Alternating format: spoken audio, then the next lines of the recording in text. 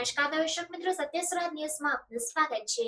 Surat police commissioner કચેરી ખાતે ઉમરવાડા ટેનામેન્ટના રહીશોએ અસામાજિક તત્વો વિરુદ્ધ આવેદનપત્ર આપી કાયદેસરની કાર્યવાહી કરવા માંગ કરી।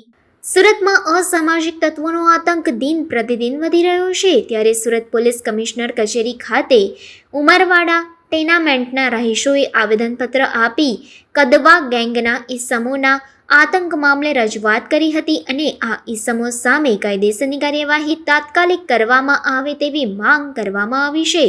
સુરતમાં અવારનવાર અસામાજિક તત્વોનો આતંક સામે આવતો હોય છે। જાહેરમાં લોકો પર હુમલો કરવો તેમજ ઘાતક હથિયારો વડે લોકોને ડરાવવા અને પોતાની ધાક જમાવવા રૌફ બતાવી લોકોને હેરાન કરવામાં આવતા હોય છે, ત્યારે સુરત પોલીસ આવા તત્વો વિરુદ્ધ કડક કાર્યવાહી કરી રહી છે, પરંતુ અસામાજિક તત્વો સુધરવાનું નામ ન લેતા હોય તેમ સુરતના ઉમરવાડા ટેનામેન્ટ વિસ્તારમાં કદવા ગેંગના માથાભારે ઈસમો ઉમરવાડા ટેનામેન્ટના રહીશોને અવારનવાર હેરાન કરી રહ્યા છે।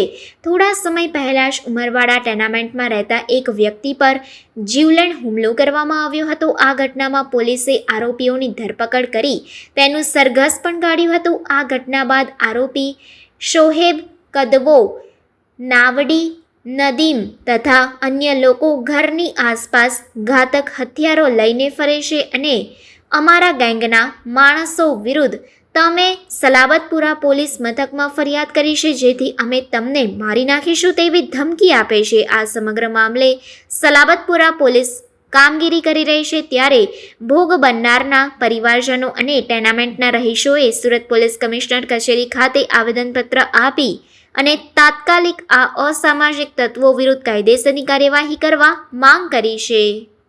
जी, मैं शेख सुमैया, हमारी विनंती है सरकार से उमरवाड़ा टेनामेंट मेरे हस्बैंड हैं, बहुत बड़े अंडे के व्यापारी हैं। एक के शेख फिरोज क्या काम करते हैं?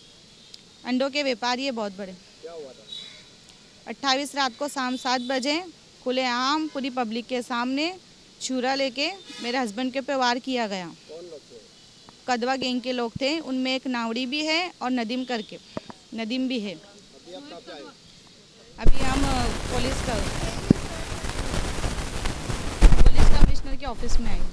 क्या चाहते हो? हम चाहते हैं कि कानून हमारे साथ हो और हमारे एफआईआर दर्ज की है, उनके लिए जल्द से जल्द कार्रवाई शुरू करें और उन्हें जल्द से जल्द पकड़े।